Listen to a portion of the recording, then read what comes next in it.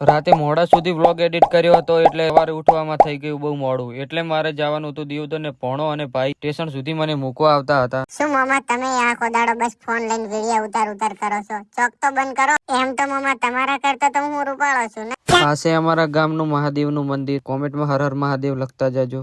અહીંયાથી પછી આવી ગયા હતા દિયોદર ને હું વિડિયો ઉતારતો જાતો હતો ને લોકો જોતા હતા કે આ કોક નવો આવ્યો નમૂનો.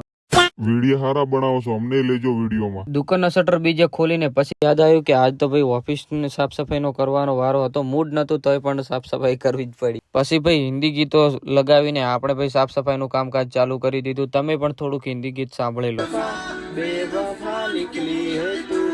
તમે ભાઈ આ દિયોદરના બંકાને ઓળખતા હોય તો તમારા માટે એક મસ્ત જાહેરાત લાવ્યો છે.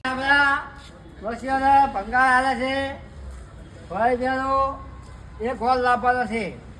આ ભાતે જેટલો ભંગાર એટલા પૈસા એટલા એક હોલ લાવવાનો છે. જાહેરાત સાંભળી લીધી હોય તો લાઈક ને ફોલો કરી દેજો બંકા માટે. સાફ સફાઈનું કામ હજુ તો પટ્યું નતું પણ વાગી ગયા હતા 6 ને. હવે આપણે જવાનું હતું ઘરે, એટલે હવે બીજી સફાઈ કાલે કર. પડી ગઈ હતી હોજ ને આપણે ભાઈની એક્ટિવા લઈને નીકળી પડ્યા હતા બજાર. એકવાર ખાલી આ બજારનું વ્યૂ જુઓ સાંજે, કેટલું મસ્ત વ્યૂ આવે છે. તમે દિયોદર ના આવ્યા હોય તો ભાઈ દિયોદરની અવશ્ય મુલાકાત લેજો એકવાર. બજારેથી આપણે જવાનું હતું ભાઈના બાઇક માંથી ઘરે. પછી આવી ગયા ભાઈ સ્ટેશન અને આ બાજુ પડી હતી અમારા વિક્રમભાઈ ઠાકોરની રિક્ષા. આજના વ્લોગમાં બસ આટલું જ ને. મળશું નેક્સ્ટ વ્લોગમાં. લાઈક ને ફોલો ના કર્યું હોય તો લાઈક ને ફોલો કરતા જાજો. અને દિવાળી પર આવવાના છે મસ્ત વ્લોગ, તો લાઈક ને ફોલો કરીને ભૂલતા નહીં. જય માતાજી.